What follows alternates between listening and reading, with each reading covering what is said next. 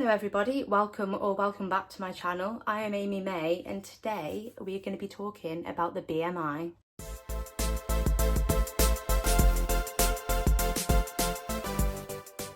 Now obviously I think it's widely sort of accepted in society that the BMI is sort of the standard measurement for obesity, and we kind of all just take it as fact, like it's something that you don't think about, isn't it? You don't really think about like, where did the BMI come from? Like, is this the best way to measure obesity? You just know what the BMI is. However, if you actually look into the history of it, it is quite interesting, because when you actually realise where it comes from, you're a bit like... So in order to understand where the BMI comes from, we need to go all the way back to the 1800s, when there was a Belgian man called Quetelet, and he was a mathematician, he was into statistics, he fancied himself a social pioneer. He wasn't a doctor, but to be honest, his research, what he was doing, it wasn't about obesity, because to Quetelet, in the 1830s, he set out to find the average man, because for some reason, he considered the average man to be the social ideal, which I think is really weird, because obviously these days nobody wants to be average, but to Quetelet, he was like, that's bang on, the average man is somewhat ideal. And so what he did in the 1830s was he basically took a study of Western European men, so white guys, in order to find the average man. And so using this study of Western European men, Quetelet found that weight typically increases in relation to the square height of the person. And thus the Quetelet index was born, which is weight divided by height squared. Now Quetelet, although he was a bit of a pioneer, like he wasn't a doctor, he wasn't interested in the medical field, and he wasn't studying obesity. And to be honest, I don't even think this is what he was most well known for, the Quetelet index. He had, he did not know that this was going to become the BMI. He had absolutely no knowledge or involvement with that. So obviously the Quetelet index, which is based on a study of Western European men in the 1830s, which is where the BMI has been born from. I mean, the sample size, it was white men, and also like in the 1830s, like they didn't have KFC or anything, do you know what I mean? There wasn't like a bargain bucket for $9.99, and so I doubt, they weren't eating, like, I don't know what the conditions were like in the 1830s, but I can imagine sort of the weight back then. And even the height maybe was, it's not representative of modern day society. So that was the 1830s. Now, if we fast forward a bit to 1959, the Metropolitan Life Insurance Company based in America, they published tables of the average height and weight of men and women in different age categories. Basically, they used data from other life insurance companies, and they had about 4 million people that the data was based on. And they created these tables, and they also created the ideal weight. Now, obviously, it's a life insurance company, and so they then got an excuse to charge overweight people higher premiums, which is interesting because in 1926, the same life insurance company published an article that said that people under 30 should carry a bit of extra weight to protect them from TB. So I don't know if they just thought that once you hit 30, you're suddenly immune from TB. But then obviously now fast forward to 1959, they've got their ideal weight based on these tables, and they now charge overweight people more for life insurance. But despite the life insurance company charging more for overweight people, we still didn't have the BMI. In 1972, Keyes, who invented the Mediterranean diet, but also was one of the lead investigators in the Minnesota starvation experiment. And if you don't know what that is, they took 36 conscientious objectors that were sort of starving themselves in objection, 36 volunteers, although it seems a bit dodgy, and they starved them for a prolonged period and basically studied them, and then they went through a refeeding phase and they studied their behaviour. So these 36 volunteers, the study found that prolonged periods of starvation causes severe emotional distress, depression, hysteria, and a preoccupation with food. So I don't know how I feel about the ethics of this. And then also one of the volunteers, Sam Legg, amputated 3 of his fingers with an axe. So, the ethics of that are not great. So Minnesota starvation experiment and the Mediterranean diet, but that wasn't enough for him, because in 1972, he then used the Quetelet index, but he said it was a bit flawed. So in 1972, then Keyes did his own study of 7,400 healthy men, and thus the BMI was born, and he coined the phrase the BMI.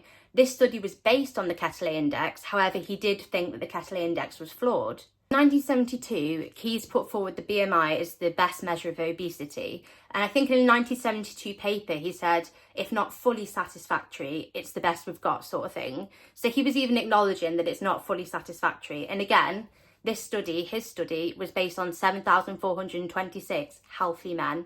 Again, men. Okay? And so he put forward the BMI. However, I think Keyes as well, obviously it's alleged, but there are some allegations that he describes obesity as disgusting to his friends and repugnant. So basically in 1972, Keyes was like, that'll do, it's the best we've got, we're going to use the BMI from now on. And between the 1970s and the 1990s, the BMI was sort of widely adopted internationally as, you know, the best measure for obesity. And in the 1990s, the World Health Organization decided that a BMI of 25 to 30 was overweight and 30 and above was obese. Now, at the time, America was using slightly different thresholds for BMI. So they said that a BMI of 27.8 and above was overweight, whereas the World Health Organization had said 25 and above.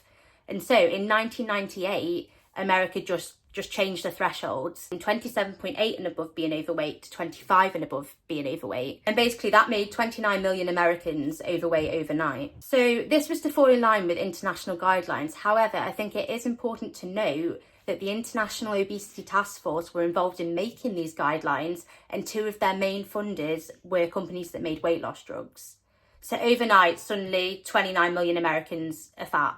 Now, as well as not taking into account muscle mass, because I know a lot of people are like, oh, The Rock would have an obese BMI and all this, which is true, but as well as not taking into account muscle mass, it also doesn't distinguish the difference between adipose fat and other types of fat. And this is important because central fat, central adiposity, is linked to metabolic disease, insulin resistance, and increased risk of cardiovascular disease, but the BMI doesn't distinguish this. So not only was the BMI studies that we used largely based on white men, but they also don't take into account a lot of factors to consider, which is why, if you think about it, if you ever go onto the little NHS website and do your BMI, you have to choose your ethnicity because it's just not accurate for people that aren't white. And I'd argue that it's not actually accurate for people that are white. Now, people might think, who cares? Like, what's the big deal? But one of the reasons it's so important is because we use BMI a lot in healthcare.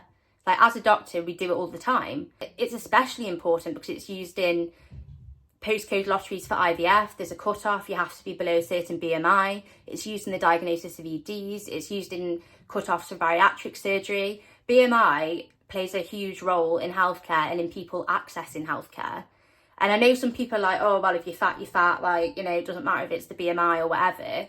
But there are better ways that we can measure obesity. Because it does appear that Keyes just sort of rocked up in 1972 and was like, yeah, that'll do, lads. And then no one's really looked at it since. And I think if the National Institute of Health in America can overnight just drop the BMI threshold from 27.8 to 25 to be an overweight, then surely it's all arbitrary anyway. Like, if you can just make it up and just chop and change when it suits you, then what good is it as a real measure of obesity? There have been some suggestions for what we can replace it with. So one of those suggestions is a waist to height ratio. Another is measuring body fat percentage. And another is measuring something called the body roundness index. Now, obviously, because the BMI is so deeply ingrained in healthcare, I doubt it's going to change overnight, even though apparently the BMI thresholds can. But, you know, waist to height ratio, actual body fat percentage, and this body roundness index do seem to be suggestions that need to be considered in healthcare as a better way to measure obesity. Now, I'm not saying that it's completely rubbish, because at the minute it is sort of the only tool we have, or the only tool that we really use that much, and it's a widely accepted tool. So obviously, you know, it's not completely pants. And I'm not saying that, you know, if you have a BMI of 50, you're at the same risk of cardiovascular disease, medical problems than if you have a BMI of 23. But what I am saying is, surely, you know, since 1972, has anyone clapped eyes? Like, has anyone sort of thought, oh, we might want to consider doing something a bit more sensible here? And there is a controversial concept called the Obesity Paradox, which shows that obese people with cardiovascular disease have a better outcome when they go into certain types of heart failure, or when they have a heart attack, or when they have a stroke, than patients that aren't obese. And obviously this is very controversial because people don't like that at all, but some studies have shown it. And although obesity is a major risk factor for developing some of these diseases, you know, studies have shown that if you do have obesity, that can actually be protective in certain scenarios. I don't think it's something that's going to be addressed anytime soon. I know that a lot of people have been talking about it, or at least in the communities that I'm sort of in, because obviously, but I suppose if you're not obese, if you've never been obese, if you're not in these communities, then you probably wouldn't know. And to be honest, I don't think the general public, if they're not obese, would really care anyway. So I am hopeful in the future that we start to use sort of the body roundness, the body roundness index, waist to height, you know, body fat percentage, or at least think about using it. But I think it's going to be a long road and I don't see it happening anytime soon.